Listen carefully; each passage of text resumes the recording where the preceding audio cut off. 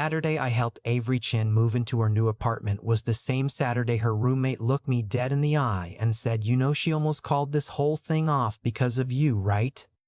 I was holding a floor lamp at the time, a heavy one. I set it down slowly against the wall and said, "Because of me, how?" Jade, that was the roommate, Avery's college friend who had driven up from Philadelphia with a trunk full of houseplants and opinions, tilted her head like she was genuinely surprised I didn't already know. Then she picked up a succulent and walked into the kitchen like she hadn't just dropped something in the middle of the room. I let it go. I was good at that. Avery and I had known each other for 4 years. We met at the architecture firm where we both worked. She was a project designer, I was in structural coordination, which meant we spent a lot of time in the same meetings arguing about load-bearing walls with people who did not care about load-bearing walls. We got lunch after the 3rd meeting, then after the 6th. Then it stopped being about the meetings. The new apartment was on the 3rd floor of a building in Andersonville, north side of Chicago, close enough to the lake that you could smell it when the windows were open. It was a good apartment. Big windows, original hardwood, a kitchen with actual counter space. She had spent 2 months on the wait list and called me the day she got it. Not her sister, not Jade, me. I knew what that meant and I kept not doing anything about it. The move took most of the afternoon. Her brother Owen had rented the truck and done most of the heavy lifting with the kind of quiet efficiency that made me think he had strong opinions about how his sister's furniture should be arranged and was choosing not to share them. He was 4 years older than Avery, friendly in a watchful way, and every time I made her laugh, he looked at me like he was solving a math problem he already knew the answer to. By early evening, the big stuff was done. Owen had left to get back to his wife and kids in Evanston. Jade had claimed the kitchen as her territory and was unpacking mugs and asking out loud why anyone owned this many mugs, while clearly also admiring each one individually. Avery stood in the middle of the living room with her hands on her hips and her hair falling out of the knot she'd put it in around noon. She was wearing an old Northwestern sweatshirt and jeans with paint from some project 2 years ago still on the knee, and she looked more at home in an empty apartment than most people look in places they've lived for years. "It needs something on that wall," she said. "You just moved in." "I know what I want." "You always know what you want," I said it lightly, the way I said most things to her that I actually meant. She looked over at me and smiled, but it was the kind of smile that didn't quite answer. We ordered Thai from a place 3 blocks away that Avery had already researched before she signed the lease. That was how she operated. She had known the best coffee shop, the closest dry cleaner, and the name of the building's maintenance guy before she touched a single box. I had known this about her since the first month we were friends, and it still got me every time. We sat on the floor because the couch wasn't positioned right yet and nobody wanted to move it. Jade talked about her job, a UX role at a startup that was, by her description, staffed entirely by people who had never eaten lunch before noon. Avery talked about the new project she was leading, a mixed-use development in Wicker Park that had already survived 3 rounds of client feedback and was still standing. I talked about nothing in particular, and mostly watched Avery explain something about cantilever geometry with her hands, and thought, not for the first time, that I was doing a genuinely terrible job of this. Jade refilled her water glass, looked at me over the rim, and said, "So are you going to be over here all the time now, or?"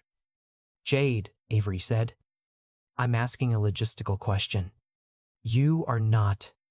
I'm trying to understand the usage patterns of the space." Avery threw a fortune cookie at her. Jade caught it and opened it with no remorse. It was the kind of back and forth I had watched between them for years, easy and relentless. Jade had known Avery since sophomore year of college and operated on the assumption that she was allowed to say the things other people were thinking. Mostly she was right. That was the problem. Around 9, Avery's phone buzzed. She looked at it and something shifted in her face. Not bad, just tired. She excused herself and stepped out onto the small balcony off the living room, sliding the door most of the way closed behind her. Jade watched her go. Then she turned to me. "Can I say something?" "You always do." She pointed a chopstick at me. "That's fair." She set it down. She got offered the Seattle position. I went still. I knew about the Seattle position. Avery's firm had a partnership office there, and 3 months ago they'd approached her about leading a permanent team. It was a significant offer, the kind that comes with a title change and a number that makes you stop and sit with it. She had mentioned it to me once, briefly, then changed the subject. She hasn't told anyone she's still thinking about it, Jade said. Not her family, not anyone at work. She paused. She told you though, right? She mentioned it, once. Jade nodded slowly, and she almost took it, like 3 weeks ago she was ready to say yes. She picked up her water glass, put it down without drinking. Then she didn't. The balcony door was still mostly closed. I could see Avery out there through the glass, leaning against the railing, phone to her ear, one arm crossed over her chest. The city behind her, all lit up and indifferent. "Why are you telling me this?" I asked. Jade looked at me with the particular expression of someone who is done with something. "Because you're smart at work and you're being incredibly dumb right now, and I care about my friend." I didn't say anything. "She didn't take it," Jade said, quieter now. "And she's not going to tell you why. So I'm telling you." She met my eyes. It wasn't about the project or the title or the money. She had a reason, and that reason has been coming over to help her move furniture on a Saturday. The room got very quiet in a way that had nothing to do with noise. I looked at the balcony door. Avery was still on the phone, shoulders a little lower now, like the call was wrapping up. "Jade."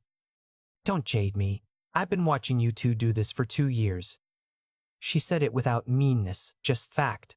"I'm tired and I have to drive back to Philadelphia tomorrow, and I would really like, before I go, to know that I didn't spend a Saturday hauling my friend's belongings up 3 flights of stairs so you two could keep pretending."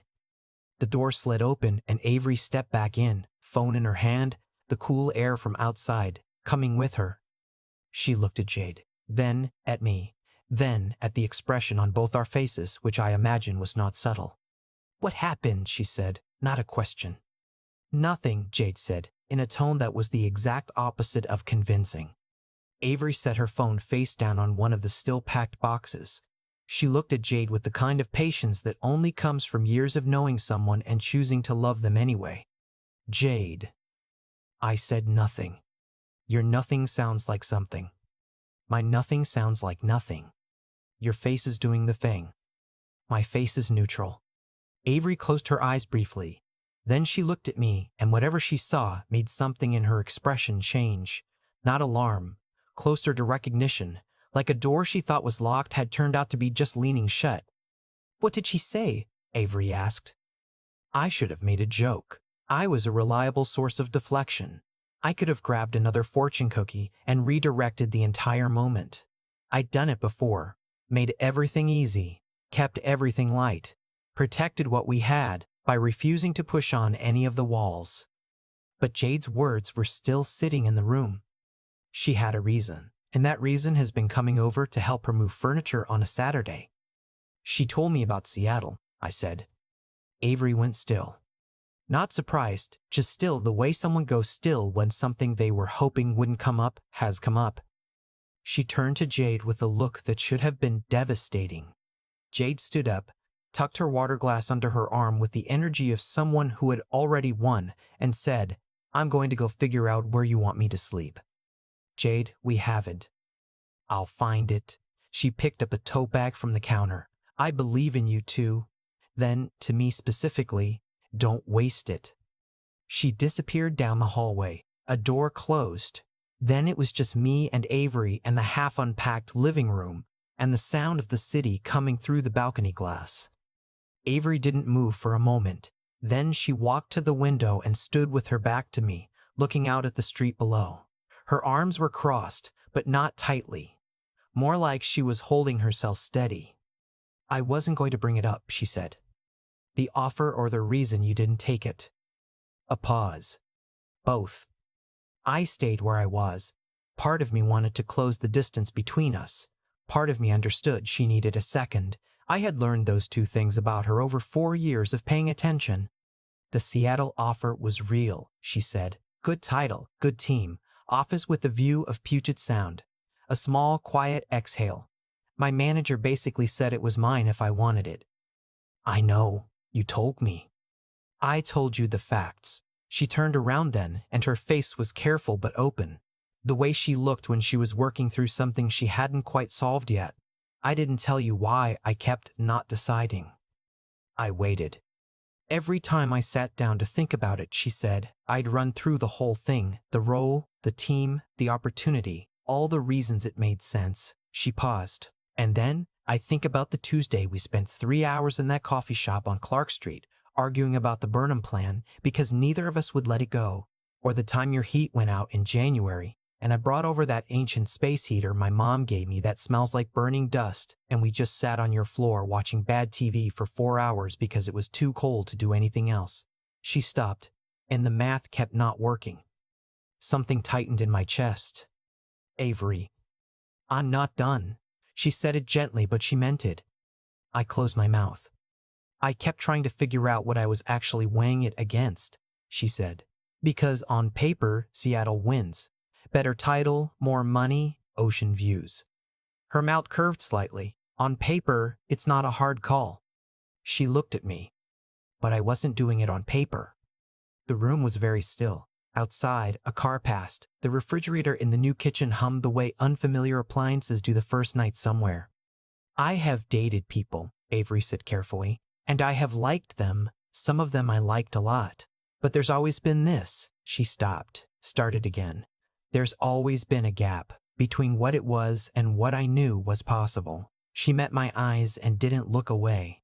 And the reason I knew what was possible was you.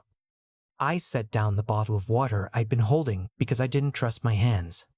Not because I was comparing them to you like a checklist, she said. I wasn't grading anybody. It was more that being around you made me understand what it felt like to be completely relaxed inside a conversation, to not perform, to not translate myself. She tilted her head slightly. You already speak the language. You have sense about the second month.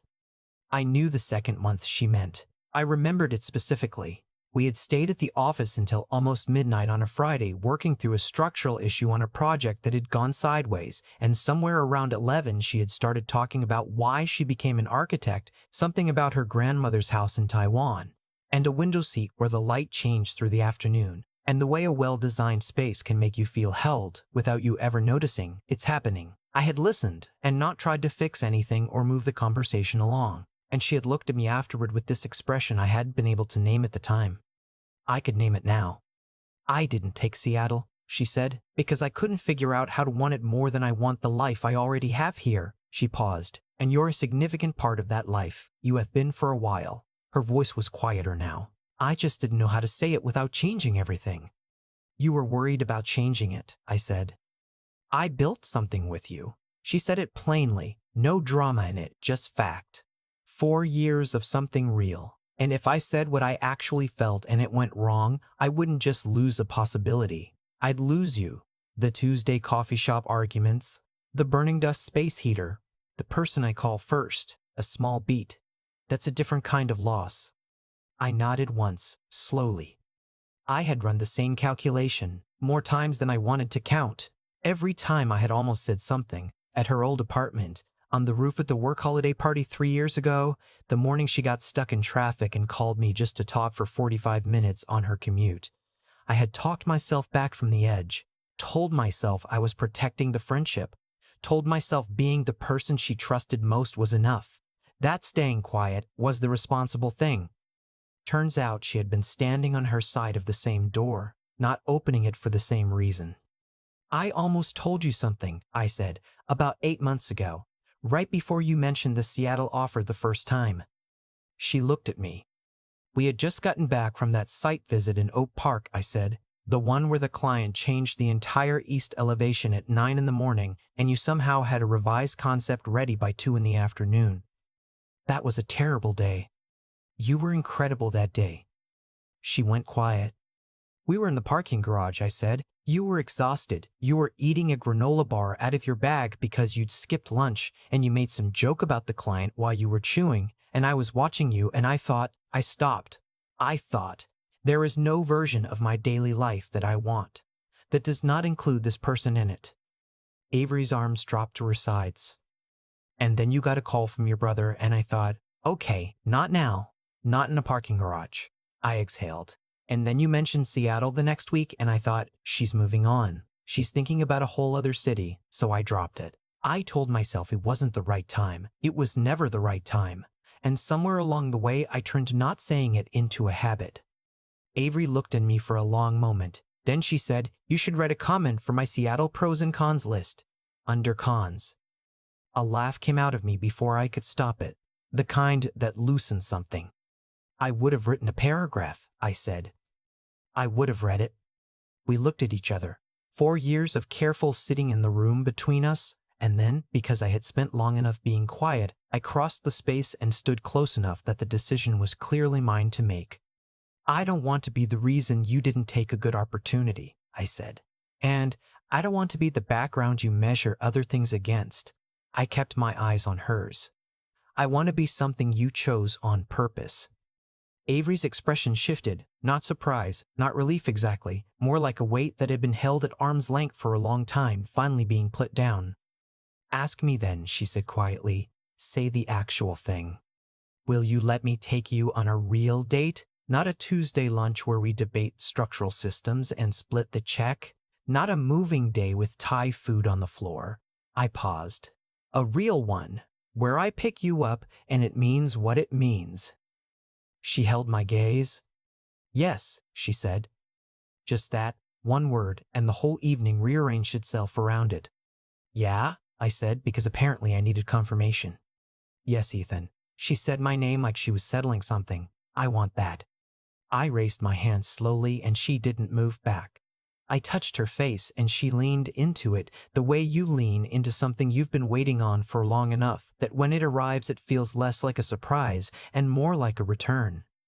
We didn't need the movie version. No swelling music, no perfectly timed rain. Just the living room of her new apartment with boxes stacked against the wall and a floor lamp leaning at a slight angle, and Jade almost certainly listening from down the hall.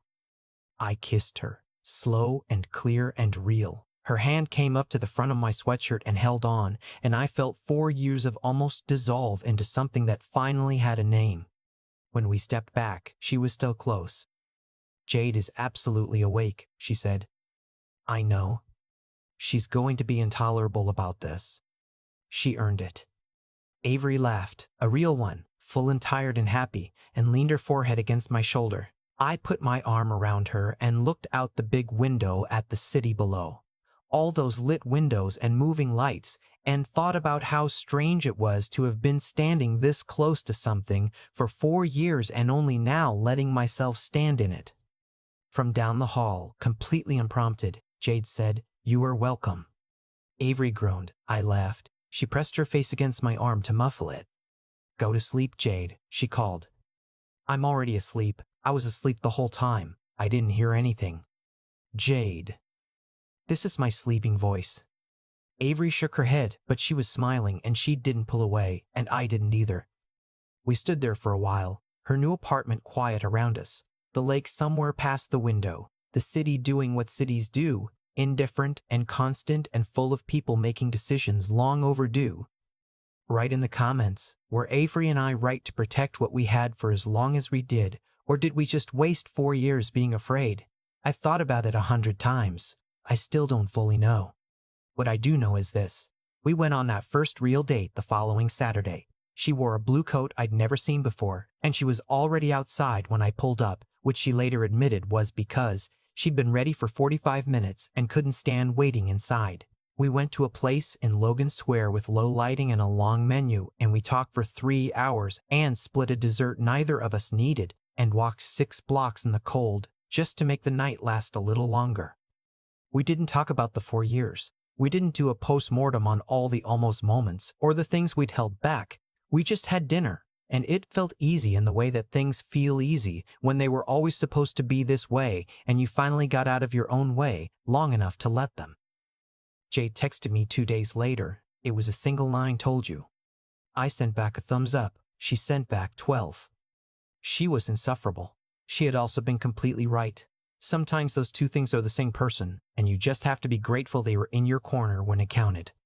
I keep coming back to that floor lamp. The way I set it down so carefully when Jade said what she said, like the wrong movement might break something. I didn't know at the time that I was already in the middle of the most important conversation of my life, and it hadn't even started yet. What I figured out since, slowly and not always comfortably, is that the 4 years Avery and I spent being careful weren't wasted. But they weren't free either. Every month I stayed quiet was a month I chose safety over honesty. I told myself I was being a good friend, that I was protecting what we had, and I was in part. But I was also just scared, and I got very good at dressing that fear up as something noble. That's the thing about self-deception. It doesn't feel like lying. It feels like being reasonable. What Jade did that night, standing in a half-unpacked kitchen, slightly exhausted, with no patience left for watching two people miss each other, was an act of real care. She didn't do it to be dramatic. She did it because she understood something I had refused to look at directly, that knowing the right thing and doing nothing about it is still a choice. And choices have weight, they compound. 4 years of not saying it is 4 years of deciding every single day that the risk was bigger than the reward. What I learned from Avery, and from finally letting the moment happen instead of managing it away, is that real intelligence isn't just about being good at your job or solving the right problems on paper. It's about being honest enough to see what's actually in front of you. Avery saw it clearly. She knew what Seattle would cost her, and she did the math without flinching. I was the one running calculations with a variable I refused to name. And then there's the part that still gets me when I think about it too long. She almost said yes to Seattle. She was 3 weeks away from a decision that would have changed everything, and she pulled back, not because she was afraid, but because she was clear. She knew what she wanted. She just didn't know if I was going to meet her there. That kind of clarity takes something. It takes the willingness to sit with an uncomfortable truth and not run from it in either direction, not toward the safe choice and not toward the dramatic one, just honest accounting of what matters and why. I didn't have that yet when she did. I got there eventually in her living room, with boxes stacked against the wall, and Jade almost certainly listening from down the hall. But I needed someone to hold up a mirror first. I think most of us do, at some point. We need a Jade, someone who is tired enough of the situation to just say the thing. And when that happens, the only question that matters is whether you're ready to stop being careful and start being real. I was, barely, just enough. And that one moment of not dodging it, not turning it into a joke, not protecting the line, that was the thing that changed everything. Not some grand gesture. Just one honest answer, when honesty was the only option left. If you're holding something back from someone who matters, I'm not going to tell you the timing will get better. It probably won't. The right moment is usually the one you're standing in, if you're willing to stop waiting for a cleaner version of it.